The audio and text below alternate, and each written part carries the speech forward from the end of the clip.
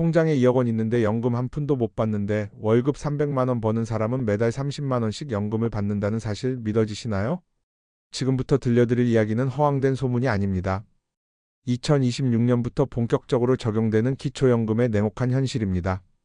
여러분이 지금까지 알고 계셨던 상식이 송두리째 뒤집히는 순간을 맞이하실 겁니다. 아마 많은 분들이 이런 의문을 품고 계실 겁니다.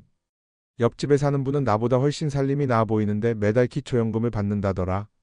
근데 나는 월세방에서 하루하루 근근히 버티는데 왜 탈락했을까? 이런 억울한 마음 사실 주민센터 복지 담당 공무원들이 매일같이 듣는 하소연입니다.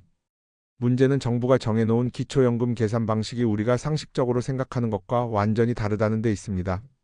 정부는 여러분이 실제로 벌어들이는 소득만 보지 않습니다.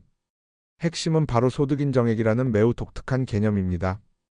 이 소득인정액은 월급처럼 눈에 보이는 실제 소득뿐만 아니라 여러분이 소유하고 계신 주택, 차량 그리고 통장 속에 잠들어 있는 예금까지 전부 소득으로 환산해서 계산합니다. 다시 말해서 일을 전혀 하지 않아서 소득이 0원이라 하더라도 통장에 묶여있는 돈이나 보유하고 있는 재산이 많으면 정부 시스템에서는 여러분을 매달 상당한 금액을 벌어들이는 부유한 사람으로 간주한다는 뜻입니다. 2026년을 앞두고 발표된 정부 기준을 보면 기초연금 선정 기준액은 더욱 명확해지고 있습니다. 혼자 사시는 단독 가구라면 월 소득 인정액이 2025년 기준 228만 원 이하, 2026년에는 236만 원 이하여야 합니다. 부부가 함께 거주하시는 경우에는 2025년 기준 364만 8천 원 이하, 2026년에는 377만 원 이하여야 기초연금을 받으실 수 있습니다. 이 기준선을 단 1원이라도 넘어서는 순간 아무리 생활이 힘들다고 호소해도 연금은 그림의 떡이 되어버립니다. 이 복잡한 계산체계의 비밀을 모르고 계신다면 2026년이 되어도 2030년이 되어도 기초연금은 받기 어려울 수 있습니다. 그렇다면 우리가 가장 먼저 파악해야 할 핵심은 무엇일까요? 바로 소득인정액의 비밀입니다. 정부는 여러분이 실제로 받는 월급, 즉 통장에 입금되는 금액을 그대로 인정하지 않습니다. 대신 소득인정액이라는 매우 독특한 계산 방식을 사용합니다. 그런데 이 계산 방식 안에는 놀라운 반전이 숨어 있습니다. 바로 근로소득공제라는 강력한 혜택 때문입니다. 예를 들어 설명해 드리겠습니다. 매달 경비일을 하시면서 세전 300만 원의 월급을 받으시는 박태수 선생님이 계십니다. 기준이 228만 원인데 300만 원이면 당연히 탈락 아니냐고 생각하실 수 있습니다. 하지만 정부의 계산법은 다릅니다. 보건복지부 지침에 따르면 근로소득에 대해서는 기본적으로 112만 원을 무조건 공제해 줍니다. 여기서 끝이 아닙니다. 112만 원을 뺀 나머지 금액에서도 추가로 30%를 더 감면해 줍니다. 계산을 해보면 월급 300만 원에서 112만 원을 먼저 공제하고 남은 금액의 70%만 소득으로 인정하는 것입니다. 즉 300만 원을 받아도 정부 전산망에는 박 선생님의 소득이 약 131만 6천 원으로 기록되는 겁니다.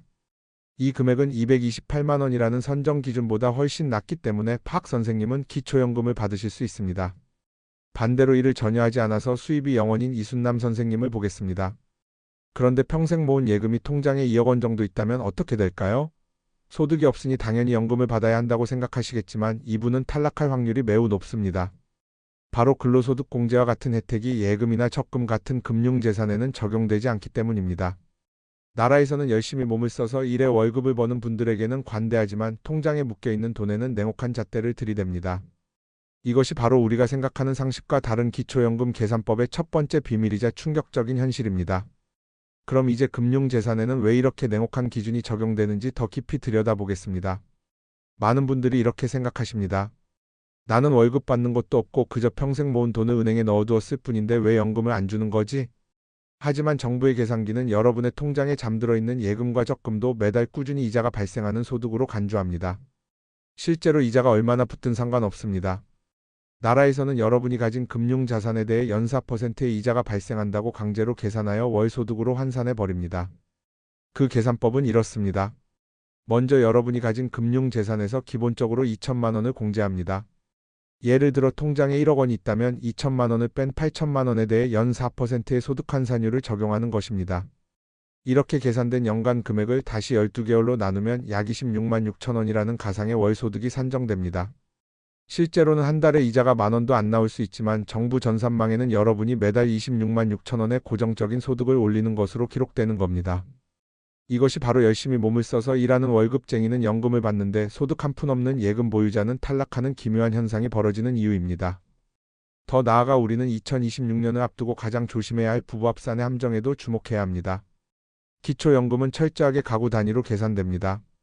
즉 남편은 돈이 없는데 아내가 월세를 받거나 아내는 소득이 없는데 남편이 경비일을 해서 월급을 받는 경우처럼 부부 중 한 사람만 소득이나 재산이 있어도 모든 것이 합쳐져 계산된다는 뜻입니다. 내가 아무리 가난해도 배우자의 통장에 묶여있는 돈이나 배우자의 월급 때문에 우리 집 전체가 기초연금 수급 대상에서 탈락하는 결과가 나올 수 있습니다. 그러니 나는 괜찮겠지 하고 안심하기보다는 부부 두 분의 소득과 재산을 전부 합쳐서 선정 기준액을 넘기지는 않는지 꼼꼼하게 따져봐야 합니다. 이것이 바로 기초연금 수급 여부를 결정하는 냉혹한 현실이자 많은 어르신들이 예상치 못하게 탈락하는 가장 큰 이유 중 하나입니다. 자, 이제부터는 많은 분들이 자신도 모르게 저지르는 치명적인 실수들을 하나씩 짚어보겠습니다. 대수롭지 않게 여겼던 행동 하나가 매달 받던 기초연금을 한순간에 끊어버릴 수 있다는 사실을 아시나요? 보건복지부의 실제 사례집에 단골로 등장하는 이른바 기초연금 탈락의 지름길들을 지금부터 자세히 살펴보겠습니다. 가장 먼저 가족끼리 돈을 주고받는 문제입니다. 서울에 사시는 김순옥 할머니는 아들이 전세집을 옮기면서 전세보증금 1억 원을 잠시 일주일만 엄마 통장에 넣어두자고 했습니다. 아들을 믿고 흔쾌히 통장을 빌려주었지만 결과는 기초연금 탈락이었습니다. 정부 전산망은 그런 사정을 알 수 없습니다. 통장에 1억 원이 입금된 순간 그 돈은 김할머니의 재산이 된 것으로 간주합니다. 나중에 다시 돌려줬다고 해도 나라는 그 돈을 자녀에게 증여했다고 의심합니다. 고작 일주일 돈을 보관해준 실수로 김할머니는 1년 넘게 연금을 못 받는 억울한 상황을 겪어야 했습니다. 자녀와의 재산 거래는 공신력이 부족하다고 보아 부모의 재산으로 포함되어 불이익을 초래할 수 있으니 주의해야 합니다. 두 번째는 차명 계좌의 유혹입니다. 부산에 사시는 최승렬 할아버지는 평생 모은 돈 5천만 원을 본인 명의로 두면 연금을 못 받을까봐 딸 이름으로 된 통장에 넣어두었습니다. 통장과 도장은 할아버지가 깊숙이 보관하고 계셨죠.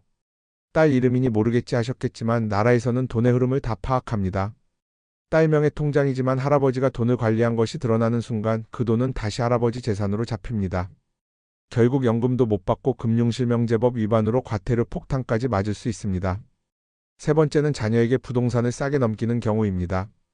대구에 사시는 임혜숙 여사님은 아들이 집장만 하는 것이 안쓰러워 시세 5억 원인 본인 아파트를 아들에게 3억 원에 파셨습니다.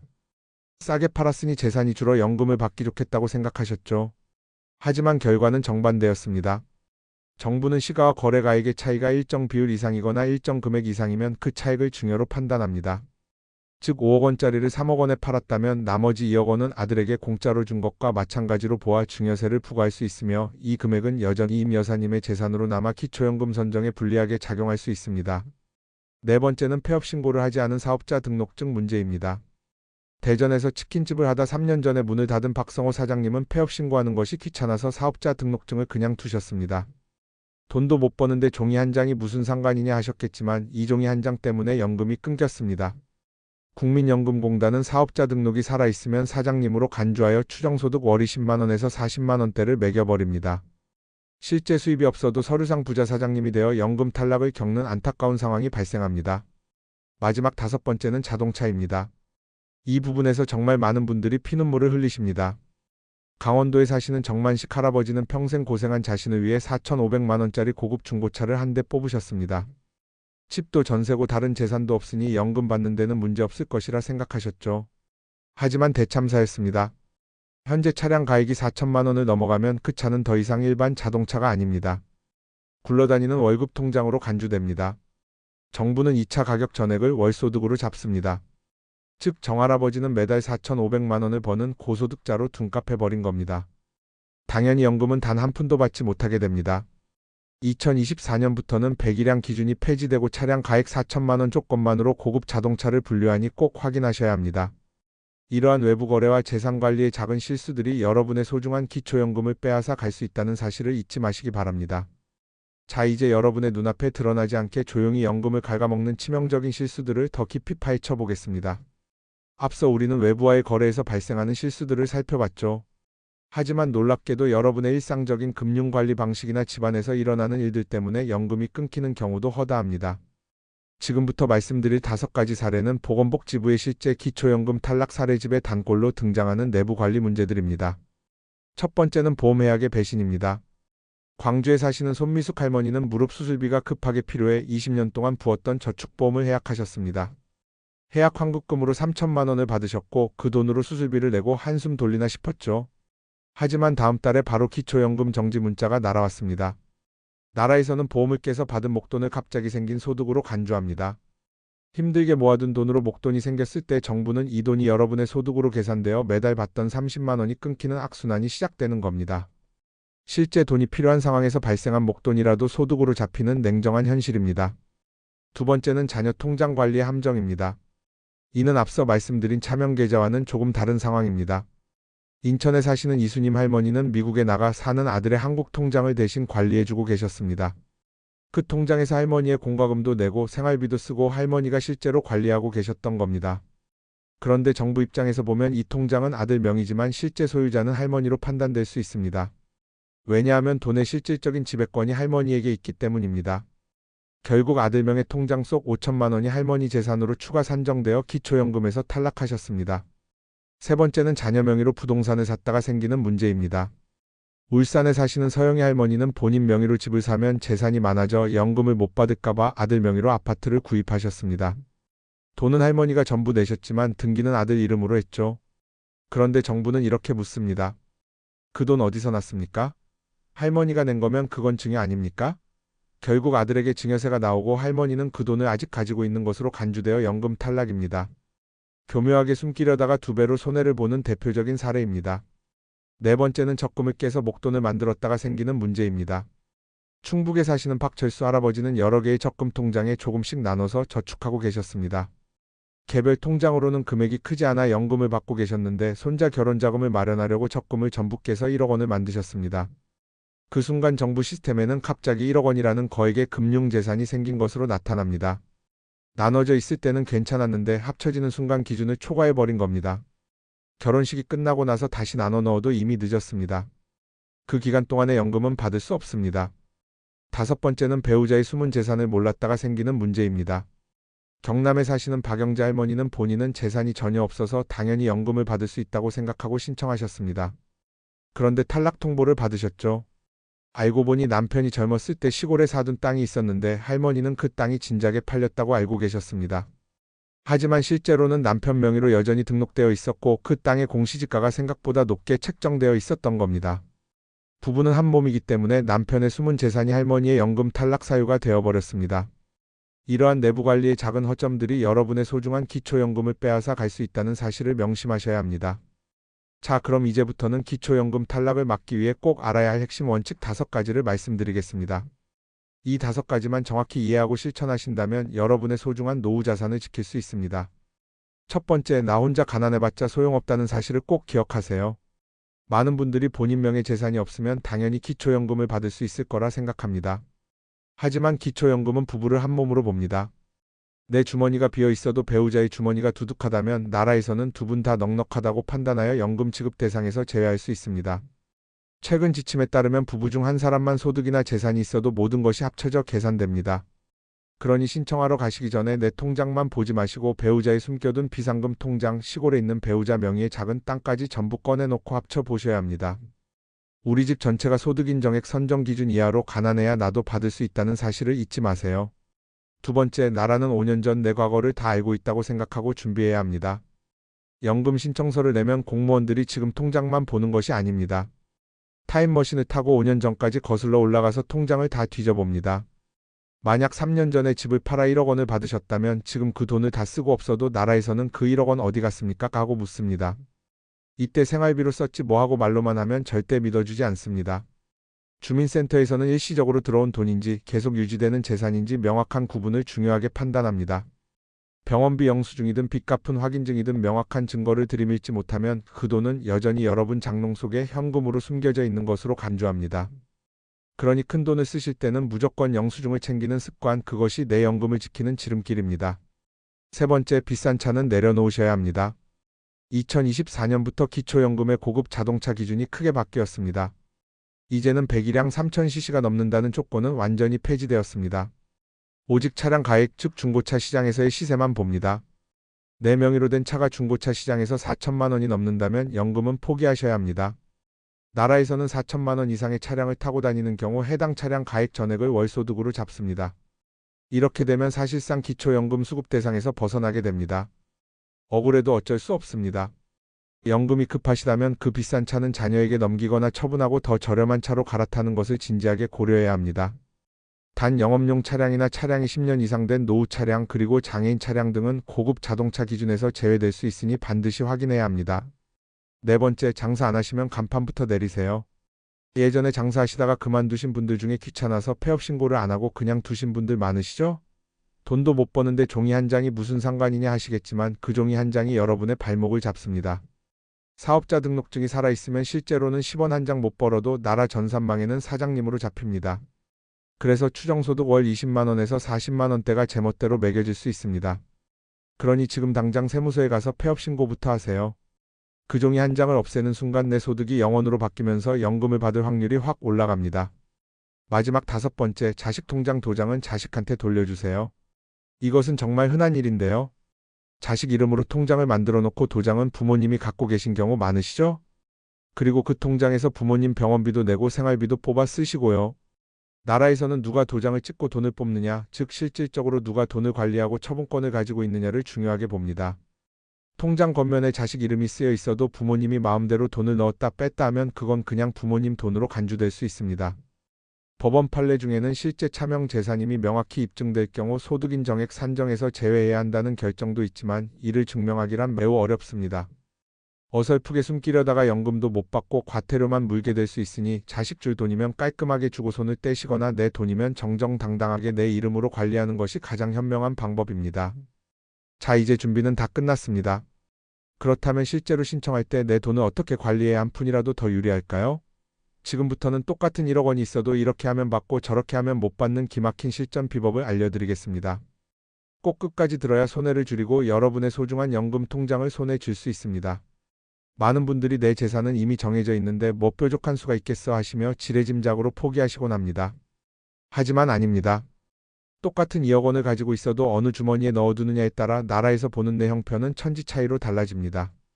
지금부터 알려드리는 세 가지 요령만 잘 지키셔도 탈락 위기에서 벗어나 연금 통장을 손에 쥘 확률이 확 올라갈 것입니다. 첫째, 목돈은 뭉쳐두지 말고 꼬리표를 달아서 쪼개세요. 혹시 1억 원, 5천만 원 같은 큰 돈을 통장 하나에 떡하니 넣어두고 계신가요? 이 돈은 내 노후 자금이야, 아껴 써야지 하고 가만히 넣어두신 그 돈이 사실은 내 연금을 갉아먹는 주범입니다. 나라에서는 그 통장을 보고 이렇게 계산합니다. 현금이 1억이나 있으시네요. 그럼 이자도 받고 여유로우시겠네. 연금 안 드려도 되겠습니다. 억울하시죠?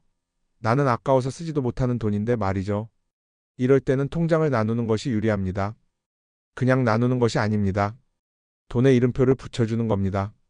예를 들어 2천만 원은 생활비 통장, 1천만 원은 병원 비상금 통장, 또 일부는 공과금 통장, 이런 식으로 용도를 명확히 하여 여러 개의 통장으로 분산하는 것이 좋습니다. 그리고 실제로 그 통장에서 생활비도 쓰고 병원비도 내세요. 이렇게 하면 나중에 혹시라도 조사가 나왔을 때 할 말이 생깁니다. 이 돈은 묶여둔 재산이 아니라 당장 먹고 살려고 헐어 쓰고 있는 생활비요라고 증명하기가 훨씬 수월해집니다.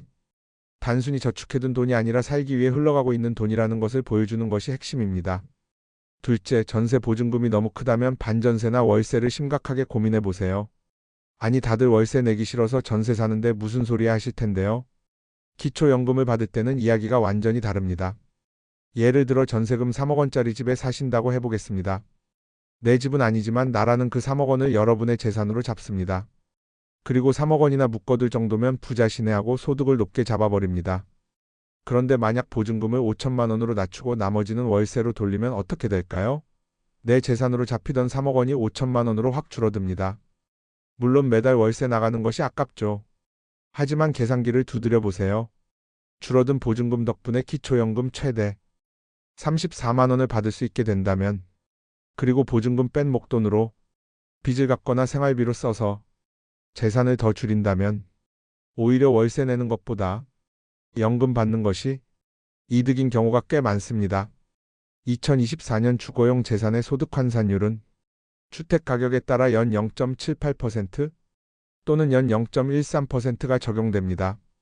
전세는 이 환산율이 그대로 적용되어 보증금 자체가 소득으로 잡히지만 월세는 보증금 규모가 작아지는 만큼 소득인 정액도 낮아지는 효과가 있습니다. 셋째, 내 생각으로 판단하지 말고 일단 신청서부터 내세요. 이게 오늘 드리는 말씀 중에 제일 중요합니다. 많은 분들이 지레짐작으로 포기하십니다. 아유, 우리 영감연금 나오는데 되겠어? 집이 한 채 있는데 안 되겠지? 그런데 그거 아세요? 작년에 떨어진 분들 중에 올해 다시 신청해서 붙는 분들이 정말 많습니다. 왜냐하면 해마다 기초연금 선정 기준 금액이 오르거든요. 2025년 단독 가구 기준 월소득 인정액 228만 원이었던 것이 2026년에는 236만 원으로 오를 예정이며 부부 가구도 364만 8천 원에서 377만 원으로 상향될 예정입니다. 작년에는 단 1만 원 차이로 떨어졌어도 올해는 기준이 올라서 합격할 수 있습니다. 그리고 공무원들이 알아서 여러분 올해는 되십니다 하고 연락해 주지 않습니다. 직접 가서 신청 안 하면 나라는 절대 돈을 주지 않습니다. 동네 주민센터 가시는 것이 부끄러우시면 국민연금공단 지사로 가셔도 됩니다. 국민연금공단은 주소지 상관없이 아무데나 가도 받아줍니다. 믿져야 본전 아닙니까? 신청했는데 되면 매달 34만 원을 버는 것이고 안 되면 아, 내가 이래서 안 되는구나 하고 정확한 이유라도 알 수 있으니 속이라도 시원할 것입니다. 2026년 기초연금 수령을 위한 이러한 실정관리 비법들을 꼭 기억하시고 용기 있게 도전해 보시길 바랍니다. 여기까지 오시느라 고생 많으셨습니다. 그런데 말입니다. 나는 아무리 계산해봐도 재산이 좀 있어서 기초연금은 틀린 것 같아 하고 실망하신 분들 계신가요? 아직 영상 끄지 마세요. 기초연금을 못 받는 분들을 위해 나라에서 숨겨둔 보너스 혜택이 따로 있습니다. 이것은 재산이 좀 있어도 집이 있어도 받을 수 있는 돈입니다. 지금부터는 기초연금을 놓친 분들이 반드시 챙겨가야 할 히든카드 혜택들을 싹 정리해 드리겠습니다. 첫 번째는 집은 있는데 당장 쓸 현금이 없는 분들을 위한 주택연금입니다. 요즘 이런 말씀하시는 어르신들 참 많습니다. 평생 벌어서 집 한 채 장만했는데 집값만 비싸지 당장 콩나물을 살 돈도 빠듯해. 이럴 때 집을 팔고 이사를 가야 하나 고민되시죠? 그러지 마세요. 내 집에서 평생 마음 편하게 살면서 매달 나라에서 월급처럼 돈을 받는 제도가 바로 주택연금입니다. 2026년을 목표로 주택연금 가입 문턱은 더 낮아지고 혜택은 확대될 예정입니다. 가장 주목할 만한 변화는 가입 주택 가격 기준의 상향 조정인데요. 현재 공시가격 12억 원 이하 주택만 가능했지만 2026년에는 15억 원 이하로 상향 조정이 유력합니다. 총 대출한도 상한 역시 현행 5억 원에서 6억 원으로 상향 조정될 가능성이 높습니다. 부부 중 한 명이 만 55세 이상이면 가입할 수 있으며 주택을 담보로 맡기고 평생 또는 일정 기간 매월 연금 방식으로 노후생활 자금을 받을 수 있습니다. 주택연금의 가장 큰 장점은 평생 거주가 보장된다는 것입니다. 연금을 수령 중에도 해당 주택에 평생 거주할 수 있고 부부 중 한 분이 돌아가시는 경우에도 연금 감액 없이 동일한 금액이 지급됩니다. 국가가 지급을 보증하므로 연금이 중단될 위험도 없습니다. 혹시 나중에 자녀에게 집을 못 물려주는 것은 아닌지 걱정하시는데요. 절대 아닙니다. 부부가 모두 사망한 후 주택 처분 금액이 연금 지급 총액보다 많으면 남는 부분은 상속인에게 돌아가고 반대로 집값이 연금 총액보다 적더라도 부족분은 상속인에게 청구하지 않습니다. 오히려 합리적인 상속이 가능하다고 볼 수 있습니다. 집 깔고 앉아서 고생하지 마시고 집을 든든한 효자 아들로 만드세요. 이 두 번째는 아직 몸 튼튼하고 심심한 건 질색이다 하시는 분들을 위한 노인 일자리입니다. 나이 70 먹고 어디서 나를 써주겠어 하시겠지만 천만의 말씀입니다. 2026년 노인 일자리는 역대 최대로 확대되어 총 115만 2천 개가 제공될 계획입니다. 보건복지부는 2026년 노인 일자리 및 사회활동 지원사업 참여자를 11월 28일부터 12월 26일까지 모집하고 있습니다. 힘든 막노동이 아닙니다. 초등학교 앞에서 아이들 등하교를 지켜주는 일, 동네 공원 산책하며 쓰레기를 줍는 일, 복지관에서 말동무해주는 일처럼 가볍고 보람찬 일들이 대부분입니다. 특히 2026년에는 발달장애인 활동 매니저, 황토끼리 지킴이, 건강 돌봄 이웃 등 새로운 직무도 다수 포함되어 일자리의 다양성을 더하고 있습니다. 공익활동형은 만 65세 이상 기초연금 수급자가 참여할 수 있으며 월 30시간 활동에 월 최대 30만 원을 받습니다. 사회서비스형은 만 65세 이상으로 일정 소득 기준 이하자도 가능하며 주 20시간에서 25시간 근무해 월 최대 76만 원 수준의 급여를 받을 수 있습니다. 시장형은 만 60세 이상 누구나 참여 가능하며 실버 카페 운영이나 소규모 창업 활동 등을 통해 월 50만 원에서 100만 원 이상의 수입을 올릴 수도 있습니다. 이처럼 하루에 서너 시간 슬슬 운동 삼아 나갔다 오시면 한 달에 적게는 29만 원에서 많게는 100만 원 넘게 통장에 꽂힙니다. 돈도 돈이지만 집에만 계시면 몸도 마음도 처지잖아요. 나가서 사람들도 만나고 건강도 챙기는데 돈까지 주니 이것이야말로 일석삼조입니다. 동네 주민센터나 노인복지관 또는 시니어클럽에 직접 방문하여 신청하거나 복지로 웹사이트를 통해 온라인으로도 신청할 수 있습니다. 자, 오늘 긴 시간 동안 기초연금 이야기부터 숨겨진 혜택까지 쭉 살펴봤습니다. 어떠셨나요? 복잡해 보였던 것들이 조금은 풀리셨나요? 제가 오늘 마지막으로 꼭 드리고 싶은 말씀은 이겁니다. 가만히 있으면 아무도 챙겨주지 않습니다. 여러분들 평생 가족들 먹여 살리느라, 자식들 뒷바라지 하느라 정작 본인 챙기는 건 미루고 사셨잖아요. 내가 무슨 욕심을 부려하고 양보만 하고 사셨잖아요. 하지만 이 기초연금은 욕심이 아닙니다. 대한민국을 이만큼 잘 살게 만들어주신 여러분의 피땀에 대한 정당한 보상이고 당연히 누려야 할 권리입니다. 신청했다가 떨어지면 창피해서 어쩌지? 그런 생각은 휴지에 버리세요. 떨어지는 건 창피한 게 아닙니다. 진짜 안타까운 건 받을 수 있는데도 몰라서 귀찮아서 신청조차 안 하고 날려버리는 겁니다. 지금 당장 달력을 보세요.